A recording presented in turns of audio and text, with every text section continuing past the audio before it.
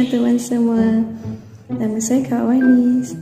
Pada kesempatan kali ini, saya mahu mengulas isu lingkungan yang sangat penting yang sering kita jumpa sehari-hari, iaitu membazir makanan.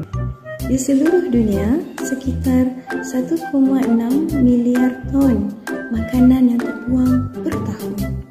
Pada tahun 2030, jumlah sampah pangan akan meningkat dan bernilai 1,5 triliun US dollar. Wang yang begitu banyak bisa kita gunakan untuk membeli 100 miliar pizza yang akan terbuang percuma. Apa saja yang tergolong sampah pangan? Sampah pangan dibagi menjadi dua, food loss dan food waste. Apa itu food loss? Food loss, kehilangan makanan terjadi sebelum makanan sampai di atas meja kita atau makanan yang belum bisa kita konsumsi.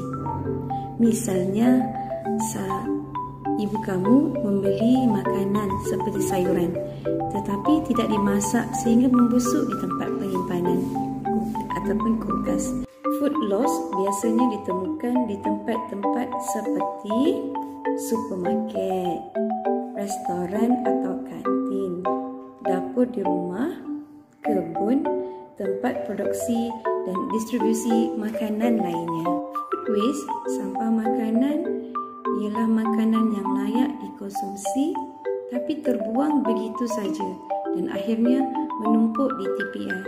Misalnya, makanan yang tidak kita habiskan, produk yang sudah expired, ataupun makanan itu tidak sesuai dengan porsi makananmu, ataupun kita membeli atau masak makanan yang tidak disukai. Food waste dapat ditemukan di mana pun kita berada.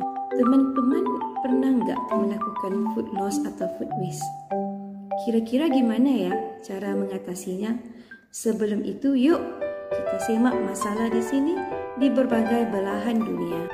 Di negara adidaya seperti Amerika Serikat, 40 juta ton makanan terbuang setiap tahun, atau sama dengan 1000 Empire State Building. Pada tahun 2017, dilaporkan bahawa makanan yang terbuang di Singapura melebihi 809,000 ton per tahun. Sedangkan Malaysia memproduksi sekitar 38,000 ton sampah pangan setiap harinya. Beratnya hampir sama dengan berat satu menara Petronas. 3,000 ton dari makanan yang terbuang itu masih layak dikonsumsi dan diberikan kepada 2 juta orang penduduk.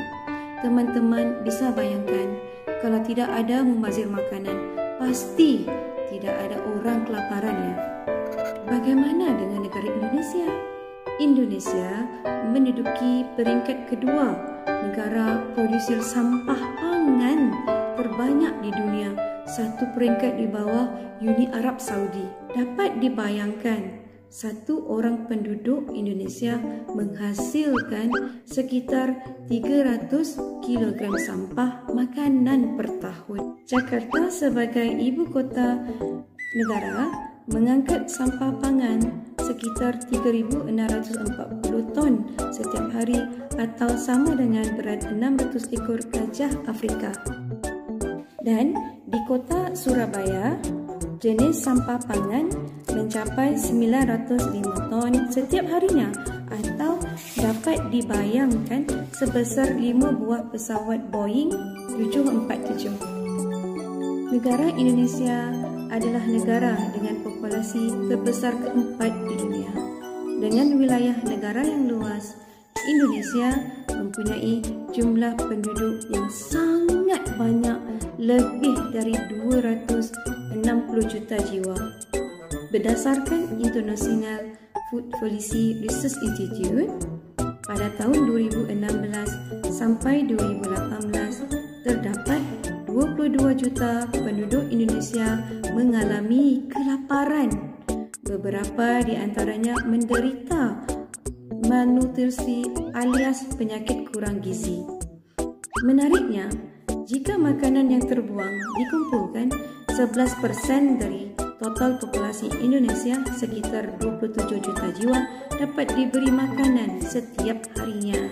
Sampah sudah menjadi isu global sejak beberapa tahun terakhir.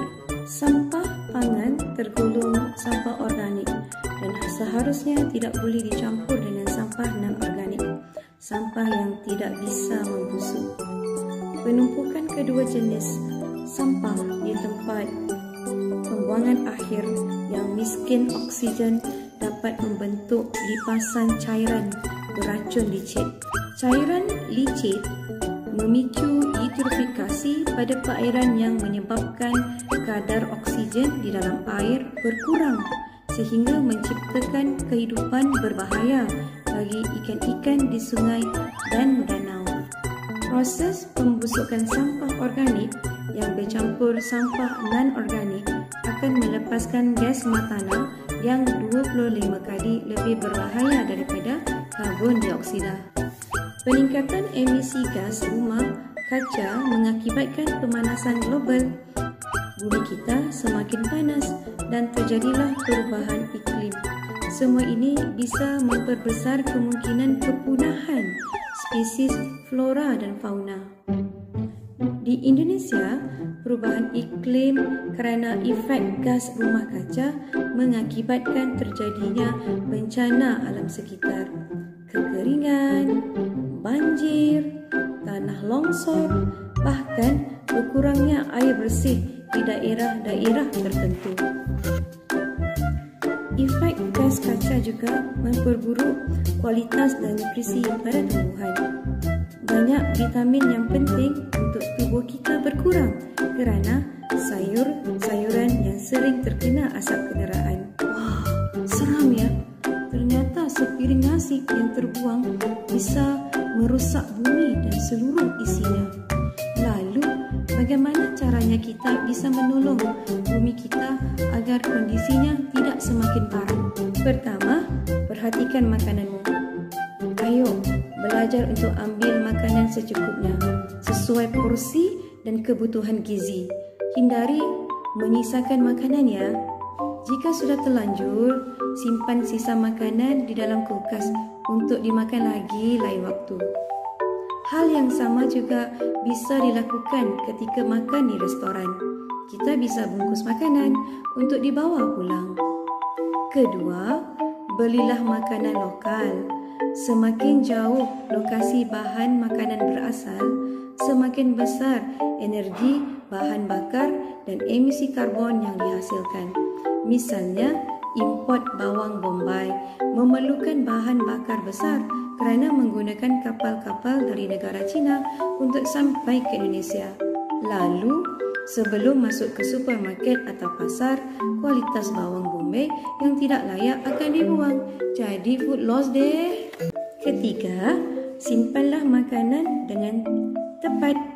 Penyimpanan yang baik dan benar dapat memperpanjangkan shelf life dan menjaga keawetan suatu bahan makanan. Beginilah cara menaruh makanan yang benar di dalam kulkas.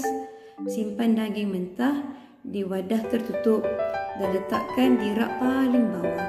Hal ini penting untuk mencegah kontaminasi, menghindari daging menyentuh dan meneteskan air ke makanan lain. Pada rak atas dan tengah, kita bisa menyimpan makanan yang siap untuk dikonsumsi. Contohnya, produk susu, makanan siap saji, makanan kemasan, sisa makanan dan daging matang. Keempat, olah sisa bahan makanan dengan pintar. Jangan langsung buang sisa-sisa makanan yang mulai layu atau menguning. Kita bisa gunakan sisa wortel dan jagung untuk pelengkap nasi goreng supaya lebih meriah. Atau bisa juga diubah menjadi kompos dan digunakan untuk pupuk tanaman. Masih banyak ide kreatif lain yang bisa kita lakukan untuk membantu planet bumi.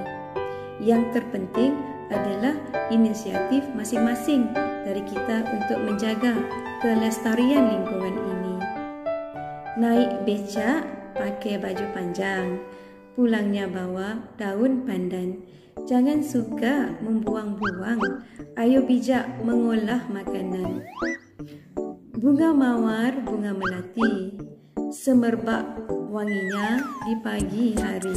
Pelan-pelan tapi pasti bumi kita akan kembali asri. Mulailah inisiatif baikmu sekarang dengan share video ini ke teman-teman, papa, mama, kakak, adik dan orang-orang di sekitarmu. Sampai jumpa di video berikutnya.